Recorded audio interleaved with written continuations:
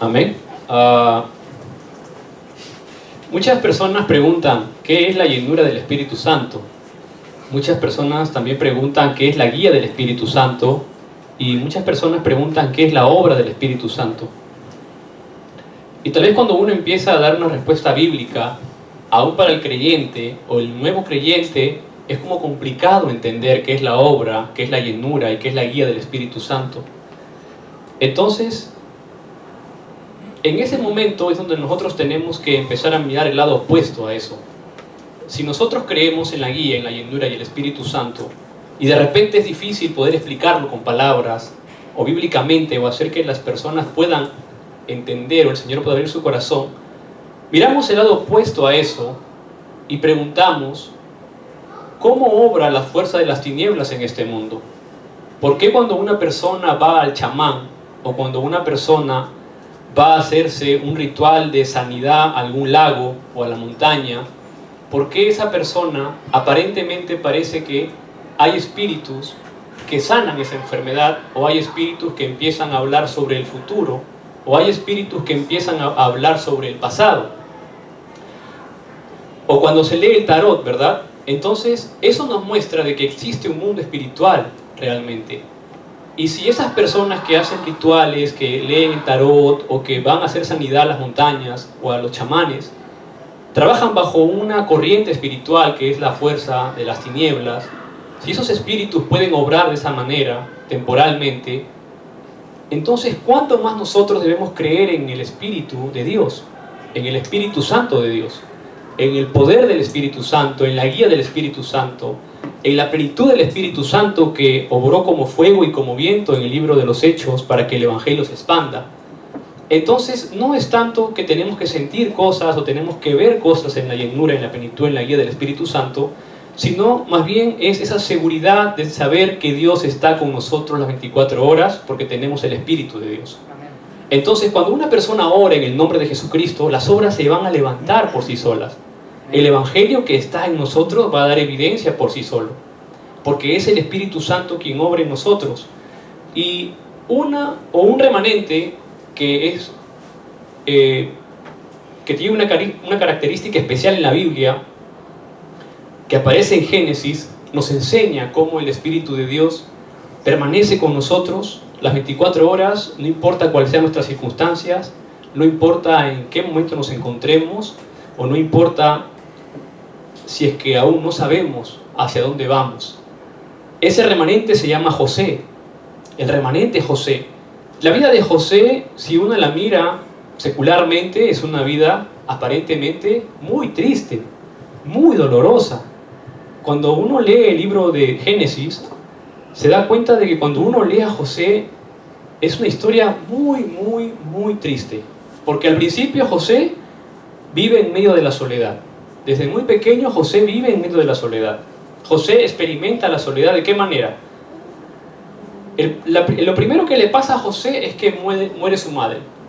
Su madre, que se llama Raquel, murió al dar a luz a su hermano Benjamín. Entonces José queda huérfano a muy temprana edad. Lo segundo que le pasa a José es que al morir la madre es criado por la madrastra, vamos a poner así, por las madrastras, por Lea y por Bila. Entonces, evidentemente, cuando un niño o una niña es criado por la madrastra o el padrastro, hay amor, puede haber todo el amor, pero no es el amor de madre o de padre tal cual, como puede ser levantado verdaderamente un remanente. Entonces José experimentó eso desde muy pequeño, Y no solamente eso, sino que los hermanos de José tenían muchos celos de él. En Génesis 37:4 la Escritura dice: y viendo sus hermanos que su padre lo amaba más que todos sus hermanos, le aborrecían y no podían hablarle pacíficamente. José, su padre, era muy querido por su padre, y sus hermanos le aborrecían porque él había tenido un sueño. Entonces, José pasó soledad, fue criado por la madrastra, sus hermanos le tenían celo, y no solamente queda ahí, sino que otro problema más viene a la vida de José, que José enfrenta la muerte. José va a ver a sus hermanos, dice la Escritura, Dice en Génesis 37, el 18 al 24, dice: cuando ellos lo vieron de lejos, antes que llegara cerca de ellos, conspiraron contra él para matarle. Y dijeron el uno al otro: he aquí viene el soñador. Ahora pues, venid y matémosle y echémosle en una cisterna, y diremos: alguna mala bestia lo devoró, y veremos qué será de sus sueños. Cuando Rubén oyó esto, lo libró de sus manos y dijo: no lo matemos. Y les dijo Rubén: no derraméis sangre, echadlo en esta cisterna que está en el desierto, y no pongáis mano en él, por librarlo así de sus manos, para hacerlo volver a su padre. Sucedió pues que cuando llegó José a sus hermanos, ellos quitaron a José su túnica, la túnica de colores que tenía sobre sí, y le tomaron y le echaron en la cisterna, pero la cisterna estaba vacía, no había en ella agua. Entonces José, imagínense, a tal punto de celos, que lo aborrecían tanto, de querer matar a su propio hermano, ¿verdad? Ahí podemos ver claramente que la corriente espiritual, las fuerzas de las tinieblas, son reales, son reales. Esta historia de José es una historia que pasó hace mucho tiempo, pero aún hoy en día vemos familias con esta misma realidad. Vemos familias que viven de esta misma realidad. Podemos ver las noticias que hay familias que a veces cometen asesinatos por la herencia y una serie de cosas que se desatan a raíz del problema fundamental de Génesis 3. A raíz que el hombre queda separado de Dios. Espiritualmente el hombre está muerto, espiritualmente el hombre no tiene comunicación con Dios, no tiene más remedio que ser tentado por Satanás o el diablo. Entonces José pasó una tremenda soledad con la muerte de su madre. José fue criado por la madrastra, José tuvo celos de sus hermanos, José enfrentó la muerte, pero no queda ahí nada más, sino que viene otra cosa para José. ¿Y qué es lo que viene para José? José se convirtió en esclavo, que era la maldición más grande de esa época. Entonces José, pobre José, José pasó todo lo que nosotros no hubiéramos aguantado ni soportado en este tiempo. Y José, cuando fue a casa de Potifar, que era oficial del faraón, José llega a Egipto. A raíz de todo eso, José llega a Egipto como esclavo. Y Potifar, que es el oficial de faraón, capitán de la guardia, era un varón egipcio, lo compró de los ismaelitas que lo habían llevado hasta allá. Entonces, si nosotros vemos, y vimos la vida de José secularmente, vemos que la vida de José es una vida de tristeza, de soledad, de fracaso y todo lo demás. Pero José tenía un secreto en él. José disfrutaba de una gran bendición en su vida. José sabía, desde muy pequeño, que Dios lo había escogido para algo especial, para un plan perfecto. José sabía que la única manera de experimentar ese poder del Evangelio, ese poder de Dios, era tener evidencia en todas las cosas que pasaban. Entonces nuestra vida aquí en Corea se parece a la de José muchas veces. Primero, que estamos lejos de casa. Segundo, que muchos de nosotros hemos dejado a nuestros padres, o nuestros padres nos han dejado muy chicos tal vez. Tercero, que sabemos experimentar, o hemos experimentado, o experimentamos la soledad, ¿no? Nosotros con los remanentes nos reímos siempre, sobre todo en estas fechas que se acerca la Navidad y el Año Nuevo, donde aquí en Corea uno duerme a las 10 de la noche en Navidad y en Año Nuevo a las 12 o 1 de la mañana y está todo silencio. Entonces viene la soledad, o un cumpleaños tal vez. Tal vez venimos de familias numerosas donde los cumpleaños empezaba con la quema. No sé si en todos los países latinoamericanos dicen la quema, es donde empieza la fiesta una noche antes del cumpleaños. Continúa por la mañana con el desayuno, y con el almuerzo, y termina con la noche, con el fiestón, el reventón, pues, ¿no? Pero aquí un cumpleaños es ir a trabajar, o ir a estudiar, o venir a la iglesia, y el día pasa tranquilamente. Entonces nuestra vida como remanentes se parece mucho a la de José. Estamos esclavos, esclavos al trabajo probablemente, ¿no? Al trabajo, a la cultura, a la corriente de Corea. Aquí es la cultura del pali pali, ¿no? Del rápido rápido. El que no avanza se queda atrás y viene, y si no avanzas el que viene atrás te pisa y continúa. Corea no se detiene.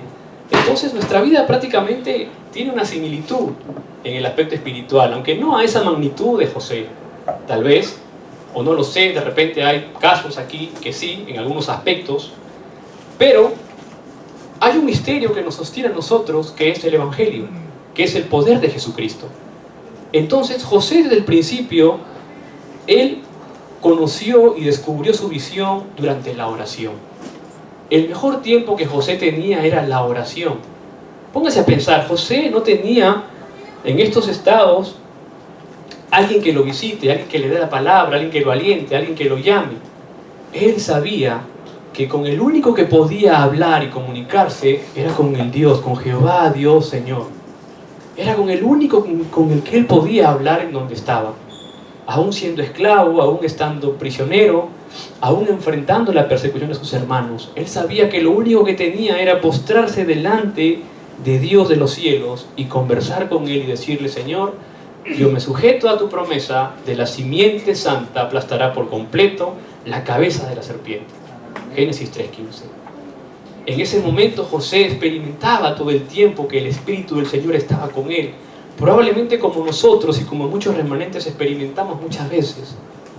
No vemos nada, tal vez no sentimos nada, pero tenemos esa seguridad de que no estamos caminando en el vacío, que no estamos caminando sin dirección, sino que el Espíritu de Dios está con nosotros, que recibimos evidencias, respuestas que pasan en nuestra vida y no entendemos de qué forma vienen, pero llegan porque oramos y porque damos una vida de devoción dentro de Cristo y dentro del Evangelio. Esta semana, unos amigos muy queridos me invitaron a cenar con una hermana ahora en Cristo que está en China, y cenando ella había escuchado el Evangelio y yo le conté mi experiencia, le conté que un día fui a China porque tenía que renovar mi visa, eso fue en el 2008, y de pronto llegué a China y tenía que ir a la embajada de Corea, en China, en Beijing. Y eso era un laberinto, no había forma de llegar, porque no había nada en inglés, es muchísima gente. Yo llegué al paradero donde estaba el mapa, caminé durante alrededor, no encontré nada. Entonces siempre cuando uno se pierde, uno vuelve a su punto de inicio, ¿verdad? Uno vuelve al lugar donde empezó. Es la mejor estrategia, creo, que podemos utilizar. Entonces regresé a mi punto de inicio y me quedé parado ahí y me di cuenta de que me había olvidado algo importante. Me había olvidado de comunicarme con Dios primero. Yo quería ir y encontrarlo yo y hacerlo yo y decir: Señor, yo lo hice, pero cuando regresé a mi punto de inicio me di cuenta de que me faltó lo importante. Me faltó decir: Señor, guíame a través de tu Espíritu Santo, obra a través de tu Espíritu Santo y llévame, Señor, a través de tu Espíritu Santo a ese lugar. Lloré: Señor, aquí estoy, tengo la bendición de Manuel, el Espíritu de Dios está conmigo, no estoy solo, en el nombre de Jesucristo oro, amén. Y me senté en el paradero a esperar que baje un ángel, y no bajaba ni un ángel. Me puse de pie, y cuando me puse de pie para mirar alrededor, alguien me tocó la espalda. Me tocó la espalda y me dijo: estás perdido. Probablemente mi cara estaba como cuando uno juega fútbol y mete un autogol. No sé si cuando uno juega fútbol mete un autogol, cómo se pone la cara, ¿verdad? Con cara de autogol, ¿no? Con cara de avergonzado, con cara de perdido, de dónde estoy. Y este chico me dijo: estás perdido, me habló en inglés. Y yo le dije: sí. Me dijo: ¿a dónde vas? Voy a la embajada de Corea, aquí en Beijing. Y me dijo: préstame el mapa. Y este chico me dio el mapa y me dijo: oh, está re fácil, estamos acá como a 3 cuadras. Y yo le dije: no. Y él me decía: sí, no, sí. Y me dijo: te acompaño hasta la embajada. Y yo le dije: ok, vamos a la embajada. Y fuimos a la embajada y llegamos casi a la hora porque ya era tarde. Entramos a la embajada y yo entré, él se quedó afuera, no podía entrar porque solamente entra que hacer el trámite. Yo le agradecí: bueno, te agradezco mucho, muchas gracias, de verdad. Me dijo: no te preocupes. Yo entré, hice mi trámite, todo salió muy bien, gracias a Dios. Y al momento de salir lo vi a él afuera otra vez, esperándome. Entonces yo, claro, a veces la mala intención de uno muchas veces dice: no, ¿y este ser qué querrá? Y claro, lo primero que yo le dije: bueno, te debo algo, necesitas algo. Pero no, él estaba preparado por el Señor para guardarme, para guiarme, para ayudarme en China. Yo nunca lo había visto en mi vida, nunca habíamos hablado, ese es el momento en que nos habíamos encontrado. Y me dijo: mira, ¿dónde te vas a quedar? Y yo le dije: mira, tengo una reservación de mi hotel. Y me dijo: ah, mira, está por acá cerca también, pero si quieres, puedes venir a mi casa. y con mi familia quedarte en mi casa a dormir porque solamente te quedas 2 días, 2 noches. Y yo le dije, yo lo quedé mirando como diciendo, te creo o no te creo, ¿no? Qué miedo. Qué miedo, ¿verdad? ¿No? Pero miré a Dios y era una oración que había hecho. Entonces dije, bueno, se veía un chico muy sano, se veía un chico muy preparado, después el tiempo me lo confirmó también, una persona que había ya viajado al extranjero y que probablemente también sabía lo que significaba ser extranjero en otro lugar. Y yo acepté y cedí ir a su casa. Estaba soltero yo también en esa época, entonces no tenía mucho que perder, no tenía mucho que temer en verdad. Solamente mi vida tan preciosa. Pero dije, bueno, si el Señor está conmigo, no va a pasar nada. Y fui a su casa y me quedé con él. Y ustedes saben que hablar el Evangelio en China es prohibido en estos tiempos.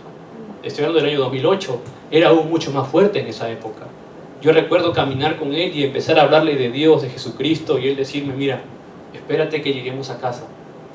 No hables en la calle porque alguien nos escucha y me puedo meter en problemas yo y puedo también meterte en problemas a ti. Y yo entendí lo que me quiso decir. Y fuimos a casa y compartimos. La última noche que estaba en casa de él, con su familia, pude compartir el Evangelio, pude hablarle el Evangelio. Él pudo aceptar a Jesucristo en su corazón. Y él tenía un deseo de venir a estudiar coreano aquí a Corea. Más adelante, era un tema de oración en su vida. Y oramos por eso. Y luego ya nos despedimos. Yo salí muy temprano por la mañana al aeropuerto, había hecho todo muy bien. Y esas cosas preparadas que Dios tiene, muchas veces nosotros como humanos no las podemos entender. No llegamos a comprenderlas. Ese es el poder del Espíritu de Dios. Es el poder del Espíritu Santo, es la guía del Espíritu Santo. Es esa llenura del Espíritu Santo que uno tiene en su vida como hijo de Dios. Entonces, al tiempo, yo recibo una llamada, un email, había pasado ya varios meses, y me dice, Juan, estoy en Corea. Estoy en Corea. Él estaba en Corea cuando me llamó. En aquella época la iglesia estaba en Dogo, era como el año 2009 casi, y pudimos encontrarnos. Él había alcanzado una beca para estudiar coreano, entonces pudo venir también a la iglesia, o algunas veces pudimos compartir y conversar hasta, yo ya estaba casado ya, tenía ahora sí cosas que perder, y presenté a mi esposa y conversamos. Y con el tiempo, mirando estas evidencias que Dios ha puesto en nuestra vida, y probablemente también en muchos de ustedes hasta este tiempo, aun cuando pasamos dificultades hoy en día, es difícil pensar que Dios está con nosotros.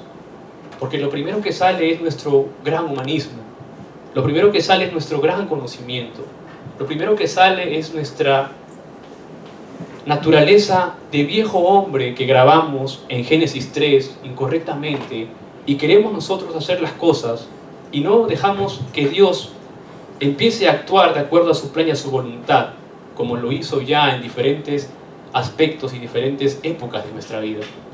Hasta el día de hoy estoy seguro que a Dios no le ha fallado a nadie. Tal vez han sido procesos más largos unos que otros, pero Dios nunca ha fallado. El Espíritu Santo de Dios nunca dejará ni ha dejado de obrar en nuestra vida. El Espíritu Santo de Dios nunca ha dejado ni dejará guiar nuestra vida. Y el Espíritu Santo de Dios nunca ha dejado de darnos plenitud, ni siquiera dejará de darnos plenitud en Cristo Jesús en nuestra vida de fe, cuando nos aferramos al pacto de que solo Jesús es el Cristo, el Hijo del Dios viviente. Y con esa seguridad empezamos a caminar. José pudo ver el problema de su época, pudo ver el problema de separación, el problema de corrupción, pudo ver el problema fundamental del hombre. Y José pudo ver la respuesta, la cual es Cristo Jesús. Y Dios le da un sueño a José, y José puede encontrarse a sí mismo en su proceso. En Génesis 39, Génesis 40, Génesis 41 y Génesis 45, la palabra nos enseña cómo José pudo encontrarse a sí mismo y pudo descubrirse a sí mismo a través de la oración. Y a través de José es que se hace la evangelización del mundo, cuando Dios lo levanta a él como un gobernador de Egipto.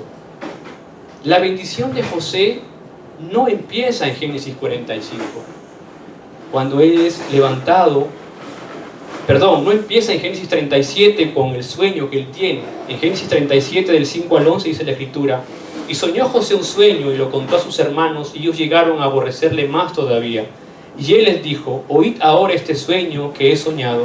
He aquí que atábamos manojos en medio del campo, y aquí que mi manojo se levantaba y estaba derecho, y que vuestros manojos estaban alrededor y se inclinaban al mío. Le respondieron sus hermanos: ¿reinarás tú sobre nosotros o señorearás sobre nosotros? Y le aborrecieron aún más a causa de sus sueños y sus palabras. Soñó aún otro sueño y lo contó a sus hermanos diciendo: he aquí que he soñado otro sueño, y he aquí que el sol y la luna y las 11 estrellas se inclinaban a mí. Y lo contó a su padre y sus hermanos. Su padre le reprendió y le dijo: ¿qué sueño es este que soñaste? ¿Acaso vendremos yo y tu madre y tus hermanos a postrarnos en tierra ante ti? Y sus hermanos le tenían envidia, mas su padre meditaba en esto, dice la Escritura. Pero el sueño de José para la organización del mundo no empieza en Génesis 37, del 5 al 11. Empieza en Génesis 12, del 1 al 9, con la promesa que Dios le da a Abraham: en tu simiente serán benditas todas las naciones. Por lo tanto, cuando nosotros somos salvos a través de Jesucristo, entramos a esa simiente de bendición. En la simiente de Cristo somos benditos a cada lugar que vayamos, y ninguna fuerza de oscuridad puede bloquear el plan de Dios en nuestra vida. Esa es la promesa de Génesis 12, 1, 9 para los hijos de Dios, para aquellos que estamos aferrados al Evangelio, para aquellos que podemos ver el problema y podemos dar la respuesta que recibió José en su época. Hoy en día podemos nosotros decir que a través de Jesucristo ganamos la salvación, a través de Jesucristo el Espíritu Santo nos llena, y a través de Jesucristo tenemos toda la autoridad del cielo y de la tierra para quebrantar las obras del diablo. Amén. Esa es la bendición que hemos ganado nosotros como hijos de Dios. Nuestra bendición es la bendición de Abraham en Génesis 12 del 1 al 9. Es la bendición de José en Génesis 45 del 1 al 5. José pudo echar todo de lado cuando él logró ese éxito como gobernador. Y el éxito de José no es que era ser gobernador. El éxito de José fue que él era una evidencia viva de que el Espíritu de Dios estaba con él. Esa es la bendición de Manuel. El éxito de nuestra vida no tiene que ser nuestra profesión, no tiene que ser nuestra posición. No tenemos que pelear por eso.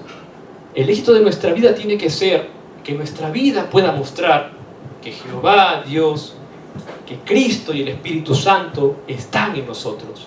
Que las personas puedan ver que Dios, el Espíritu del Señor, está en nuestra vida. Ese es el verdadero éxito del hombre. Es el verdadero éxito del Hijo de Dios. Porque José nunca pidió ser gobernador de Egipto. Él nunca pidió ser gobernador de Egipto. Él nunca oró: Señor, levántame como gobernador de Egipto. Lo que José tenía era lo que un remanente debe tener: no asustarse en medio de la dificultad. Saber que Dios está contigo, saber que Dios está con nosotros. Él, aunque estaba probablemente preso en una cisterna sin agua, estaba tranquilo probablemente. No se asustó, no se amilanó frente a la adversidad, en el buen sentido de la palabra. José nunca se desanimó, nunca se dejó tentar por la maldad, por Satanás. Nunca se desanimó porque él sabía quién estaba con él. Él sabía que ese boleto de esclavitud era su boleto para llegar a hacer la evangelización en Egipto. No necesitaba la visa José. Le tenía que pasar sin visa. Tenía que ser trasladado de manera gratuita. Aunque le costó, caminó mucho probablemente y padeció mucho físicamente. Pero José nunca se desanimó a pesar que tuvo grandes problemas. Y hoy nosotros tampoco debemos desanimarnos. Puede ser difícil, puede haber una gran dificultad, pero quien está con nosotros es mayor que todos esos problemas. Amén. Y se llama Jesucristo. Amén. José nunca se preocupó por la tentación. José nunca se preocupó por la tentación. El que tiene un sueño no debe preocuparse por las tentaciones. Eso se encarga Dios. Eso se encarga Dios. La esposa de Potifar tentó a José en una oportunidad para estar con él, para dormir con él, y José huyó a esa tentación. Tuvo esa valentía, esa templanza, ese Espíritu de Dios estaba con él. Es el éxito del hombre cuando el Espíritu de Dios está con uno. Y huyó de la tentación. Las personas que tienen un sueño no se rinden cuando se encuentran en una posición baja. Al contrario, empiezan a trabajar muy diligente en la profesión, en el trabajo y en oración. La oración es importante, y lo más importante y lo que José nunca perdió es que José siempre tuvo humildad frente a todas las cosas. Y nos enseña hoy el versículo 45, 5 dice: ahora pues no os entristezcáis ni os pese haberme vendido acá, porque para preservación de vida me envió Dios delante de vosotros. A sus hermanos que lo habían aborrecido, a sus hermanos que habían buscado la muerte para él, a sus hermanos que le habían tenido envidia por tanto tiempo, cuando los vio, no se sumió en su arrogancia, no se sumió en sí mismo, en su yo personal, sino que realmente tuvo la humildad en su corazón de perdonar a su familia, de amar a su familia. Y lo más bonito es que pregunta por su padre y por su hermano. José entendió de que Dios lo adelanta en todos los tiempos para que él pueda ser aquel remanente usado para la evangelización del mundo. Y el Señor hoy ha adelantado nuestra vida en muchos aspectos. Tenemos muchas experiencias. Si nos ponemos a contar nuestra experiencia de cada uno, y estoy seguro que cada uno tiene una experiencia tremenda de vida, una experiencia de vida tremenda a raíz de Génesis 3, a raíz del pecado, a raíz de la muerte espiritual, pero que hoy en día el Señor está bendiciendo nuestras vidas de una manera tan, pero tan grande, que lo único que nos queda es tener agradecimiento y devoción al nombre de Jesucristo nuestro Señor y Salvador. Amén. Es por esa razón que nos reunimos, y esa devoción debe llevarme a conectarme con Dios todos los días. La oración, porque no es por mi fuerza. En Génesis 45:5, la Escritura nos habla de que José pudo abrazar a sus hermanos. En esta época nosotros conocemos ya Génesis 3:15, conocemos Éxodo 3:18, la Pascua, la sangre, la salvación, la sangre del Cordero. Conocemos Isaías 7:14, la promesa. Y hay una parte en la Biblia, en Isaías 40:31, que quiero conectarla a esta experiencia de José, porque más que todo es una experiencia también para nosotros que estamos afuera. Isaías 40:31 dice: pero los que esperan a Jehová tendrán nuevas fuerzas, levantarán alas como las águilas, correrán y no se cansarán, caminarán y no se fatigarán. Y quiero conectarlo a esta experiencia de José, porque realmente José vivió como un águila, y los remanentes debemos vivir como un águila espiritualmente. Las águilas tienen que tomar una tremenda decisión para continuar viviendo después de 40 años. No sé si ustedes saben esta historia de las águilas. El águila es el ave de mayor longevidad de su especie, o de esas especies. Llega a vivir más o menos 70 años. Pero a la edad de 40 años, el águila tiene que tomar una decisión muy seria. Muy seria. Y hace lo siguiente. A los 40 años, el águila tiene las uñas muy apretadas. El águila tiene las uñas apretadas y flexibles. Por lo tanto, no puede coger nada. Y no consigue tomar ninguna presa. Su pico largo y puntiagudo ha crecido hacia el pecho. No puede hacer nada. Entonces, sus alas están envejecidas y pesadas y sus plumas están muy gruesas. No puede elevarse demasiado. Entonces, el águila tiene que tomar una decisión en ese momento. Es una decisión muy difícil, pero logra pasar 150 días de un proceso, de un cambio total, de una renovación total. ¿Y en qué consiste este proceso? Es un poco duro este proceso del águila. El águila va hacia una montaña muy alta y se queda ahí al lado de una pared muy fuerte. Hace un nido en donde no tenga la necesidad de salir a volar. Va a hacer su renovación. O decide morir o decide hacer el cambio. Después de encontrar ese lugar, el águila comienza a golpear su pico contra la pared hasta el punto de desgarrarlo. Ese pico va a crecer nuevamente, un pico fuerte. Ese pico va a ayudarle a arrancar las uñas que están flexibles y largas para que le salgan otras diferentes. Y una vez que crecen las uñas otra vez, las garras, cuando comienzan a nacer, comenzará a desplumar sus plumas viejas Después de este tiempo, sale en un vuelo de renovación a vivir por 30 años más. Entonces el águila tiene que tomar esa decisión. Y cuando nosotros llegamos a Cristo, tenemos que tomar esa decisión. Esa decisión como las águilas. Tenemos un proceso de cambio, una restauración de cambio. En el Espíritu Santo de Dios empieza el Señor a renovar nuestra vida. José probablemente entendió cada proceso, su soledad de niño, la crianza de sus madrastras, lo que le hizo la esposa de Potifar, lo que pasó en la cárcel, lo que pasó como esclavo. Para él fue un momento determinante, fueron momentos de cambio en su vida. Y lo único que él tenía para sujetarse era esa comunicación con el Dios de los cielos, en espíritu y en verdad. Y hoy el Señor nos llama a nosotros a tener esa comunicación en espíritu y en verdad, porque somos creyentes que hemos confesado que Jesús es el Cristo, el Hijo del Dios viviente, la solución a todos los problemas. Amén. Y empieza hoy nuestro cambio, nuestra determinación. Voy a orar a Dios en el nombre de Jesucristo. Amén. Voy a ir por ese sueño, por esa visión en oración.